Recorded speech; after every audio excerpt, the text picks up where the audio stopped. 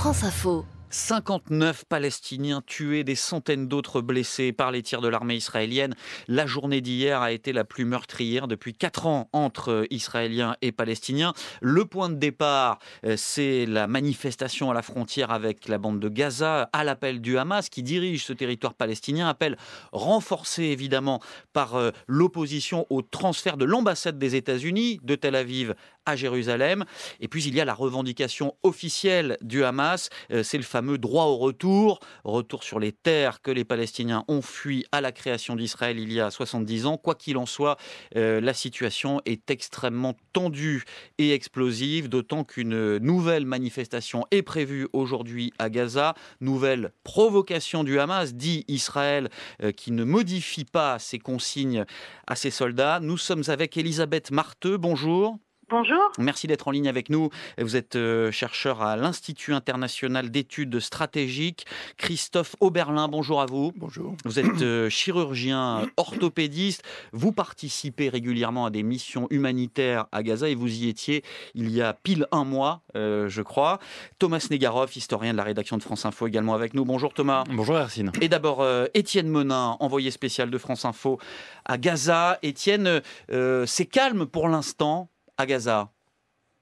Oui, effectivement, contrairement à hier, il n'y a pas un afflux, une mobilisation forte du côté de la frontière. Bien au contraire, on est un peu dans une autre température aujourd'hui, celle tournée vers le deuil, vers les enterrements. Les cérémonies sont en train de se dérouler pour les tués d'hier. On a vu une des familles, la mère de famille était dans une pièce entourée par des femmes, cernée de tristesse, mais en même temps avec un discours qui justifiait ce besoin d'aller tout de même à la frontière. Elle nous expliquait que son fils de 24 ans lui avait dit je vais partir, je vais mourir en martyr, qu'elle lui avait dit n'y va pas, mais que au final cette mère accepte ce qui s'est passé et considère a posteriori que ce sacrifice est utile. C'est ce que disent aussi les femmes autour d'elle en disant notamment regardez, on n'a plus que ça aujourd'hui, on n'a plus que ce moyen de pression. Il est possible que la manifestation d'aujourd'hui soit une manifestation très réduite pour plusieurs raisons. La première, c'est que les dirigeants du Hamas qu'on a pu rencontrer n'appellent pas ouvertement à ce rassemblement. Ils disent nous allons continuer la marche du retour, mais semaine après semaine, avec un pic, celui du 5 juin, puisque c'était la date anniversaire des 51 ans cette année de l'occupation israélienne en Cisjordanie. Donc on est sur quelque chose d'un peu plus large, le mouvement continue. Il ne s'arrêtera pas tant qu'on n'aura pas obtenu ce qu'on demande, c'est-à-dire avant tout la levée du siège israélien et ici une vie normale pour les Gazaouis. Voici donc un contexte un peu global qui situe moins l'action et la mobilisation sur la journée d'aujourd'hui. Hier, tout le monde, et notamment le Hamas, avait misé sur une grande mobilisation. Aujourd'hui, le message est un petit peu plus diffus. Il est donc possible que ce soit une espèce de retombée de la tension. On soupçonne le Hamas de vouloir discuter avec les Israéliens et d'attendre maintenant des réponses. Les Égyptiens sont dans la boucle pour ce travail-là, donc peut-être qu'il y a des avancées sur ce terrain-là, ou en tout cas des propositions, ce qui fait qu'il est possible qu'aujourd'hui on assiste, c'est du conditionnel, qu'on assiste aujourd'hui à une retombée un petit peu de la tension du côté des manifestations. On suivra ça avec vous, évidemment, Étienne Menin. Merci, envoyé spécial de France Info à Gaza. Elisabeth Marteux, Israël rend le Hamas seul et unique responsable des morts d'hier et des manifestations précédentes. Est-ce que ces victimes palestiniennes renforcent le mouvement Hamas ? Non, même si elle le renforce, de toute façon, ce serait absolument ponctuel. Mais non, le Hamas est en difficulté à Gaza puisque la situation économique et humanitaire est désastreuse et que les Palestiniens en veulent aussi au Hamas pour sa gestion de la bande de Gaza. Donc, je pense que ça ne sert pas les intérêts du Hamas qui est en train de se passer, ou alors de manière vraiment très éphémère. Christophe Oberlin, vous n'avez pas l'air d'accord avec ce qui est en train d'être dit. Oui, je suis pas du tout d'accord. Je ne reviendrai pas sur toute une série de petites choses qui ont été dites, mais uniquement sur celle-là qui est la plus importante. La question n'est pas de savoir le mouvement, de focaliser sur le Hamas, frères musulmans, djihad, attentats suicides, femmes lapidées. Vous voyez, ce raccourci est un peu court, qu'on entend régulièrement, pas à l'instant, mais en gros, c'est l'amalgame, si vous voulez. Le Hamas, c'est quoi ? C'est un parti politique et c'est surtout une base électorale. Vous avez sûrement vu, vous êtes chercheuse, vous avez sûrement vu récemment un sondage qui a montré si aujourd'hui il y avait des élections en Palestine, Ismaël Haniyeh viendrait devant, très largement devant, avec presque le double de voix que Mahmoud Abbas. Donc, le Hamas est aussi une organisation classée terroriste. Alors, c'est faux. Excusez-moi de vous le dire, je vais vous l'apprendre. Le Hamas a été sorti de la liste des organisations terroristes par le tribunal de l'Union européenne et le Conseil des ministres de l'Union européenne a immédiatement engagé une procédure, qui ressemble un petit peu, si vous voulez, à la détention administrative israélienne, c'est-à-dire ayant lancé une nouvelle procédure, il faudra plusieurs années pour qu'il y ait un nouveau jugement. Je rappelle que le Hamas n'a jamais commis le moindre attentat en dehors de la Palestine historique. Bon, alors, le débat du jour est de savoir comment le Hamas utilise ou pas la population palestinienne, puisque c'est l'accusation qui est portée par Israël. Les enfants qui manifestent, qui parfois tombent sous les balles israéliennes, est-ce qu'ils sont forcés, est-ce qu'ils sont poussés à aller au-devant des soldats, d'après vous, Elisabeth Marthe? Je tiens d'abord à préciser que le Hamas n'instrumentalise pas complètement ces manifestations. Et là, je suis entièrement d'accord avec votre invité. C'est un raccourci et les Israéliens utilisent cette rhétorique de même que les Américains et que Donald Trump lui-même. Oui, c'est l'accusation israélienne, en effet. Bon, effectivement, c'est une accusation simple, facile, qui est dans l'intérêt des Israéliens et des Américains, mais c'est faux. Il y a assez d'humiliation et de frustration à Gaza pour que les gens aillent manifester tout seuls. Donc non, ce n'est pas uniquement le Hamas qui mobilise des gens, ce n'est pas uniquement le Hamas qui paye ou qui mobilise des enfants. Ça, c'est faux. D'accord. Il y a eu aussi, après les manifestations précédentes, des photos qui ont circulé pour montrer que les manifestants qui étaient abattus par les soldats israéliens étaient en fait de dangereux terroristes. Propagande également, Christophe Oberlin? Écoutez, mon expérience, j'ai passé 15 jours à opérer là-bas. J'ai opéré un enfant de 15 ans qui avait été tiré à longue distance car la balle était entrée, n'était pas ressortie. La balle avait traversé le poumon, donc c'était pour tuer. J'ai opéré un journaliste qui est maintenant gravement handicapé à vie avec une balle explosive, c'est-à-dire une balle qui est interdite d'utilisation par les militaires. Donc je crois que toutes ces questions que vous posez qui sont justes, eh bien, elles doivent se résoudre par une enquête indépendante. Et la seule enquête indépendante qu'on peut avoir sur les questions, c'est celle de la Cour pénale internationale. Et d'ailleurs, Fatou Bensouda a fait une intervention remarquée pour ceux qui savent lire entre les lignes. C'est la première fois que le procureur de la Cour intervient sur un conflit en cours en demandant, en menaçant, en disant il y a probablement des crimes de guerre. Et ce discours était tourné vers M. Abbas, qui pour l'instant a bloqué toutes les plaintes à la Cour pénale qui ont été déposées par les Palestiniens et en particulier en 2014 par son ministre de la Justice. Christophe Oberlin, justement, la vie à Gaza, sous blocus israélien et sans les aides américaines, suspendues depuis le mois de janvier, ça ressemble à quoi ? La vie à Gaza est catastrophique et je dirais sans l'ouverture à l'Égypte, car l'ouverture à l'Égypte permettait un commerce avec des taxes qui permettaient de payer intégralement les 40 000 fonctionnaires de la bande de Gaza. Donc c'est cette ouverture à l'Égypte qui a constitué une aggravation dramatique du siège, avec aujourd'hui des gens qui véritablement sont, je dirais, en demande alimentaire même. Donc la situation est absolument dramatique.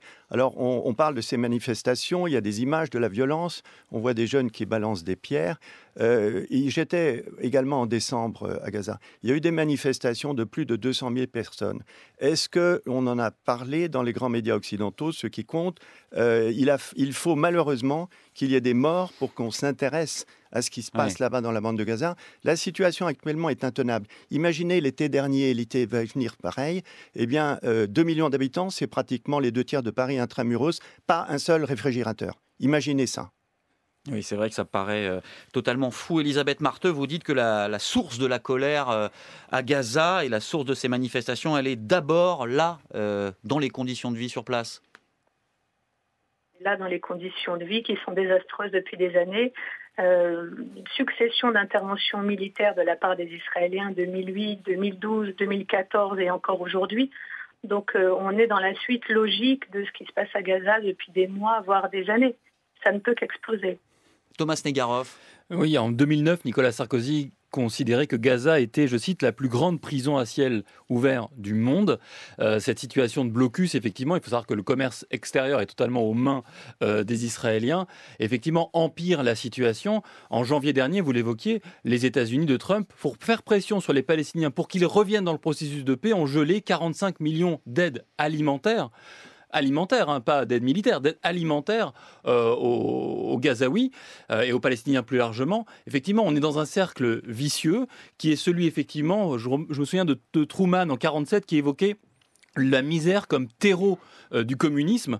On a un peu ce même phénomène-là, la misère comme terreau, ici peut-être de l'islamisme, en tout cas d'un appauvrissement complet, d'une situation humanitaire, et le médecin qui est en face de moi le voit quand il va à Gaza, qui effectivement peut produire des résultats qui, à terme, peuvent effectivement, d'un point de vue légitime, mettre en cause la sécurité d'Israël. Et on se demande ici quel est le pompier, quel est le pyromane, mais une situation effectivement dont on ne voit pas vraiment comment on peut en sortir. Christophe Oberlin, la situation à Gaza, elle se dégrade au fil de ce que vous envoyez, au fil de vos Alors, elle se dégrade missions humanitaires. Au fil de ce que j'en vois, et ce n'est pas des histoires. Il suffit d'ailleurs, l'ONU fait, l'Organisation mondiale de la santé fait tous les mois un rapport sanitaire qui montre que la bande de Gaza, qui se situait parmi les pays moyennement ou hautement développés sur le plan sanitaire, eh bien, voit un certain nombre de courbes s'infléchir. Je vois là l'historien qui connaît la chose, qui hoche la tête. En particulier, la mortalité infantile, l'augmentation des IRA, l'espérance de vie qui était de plus de 70 ans a commencé à chuter.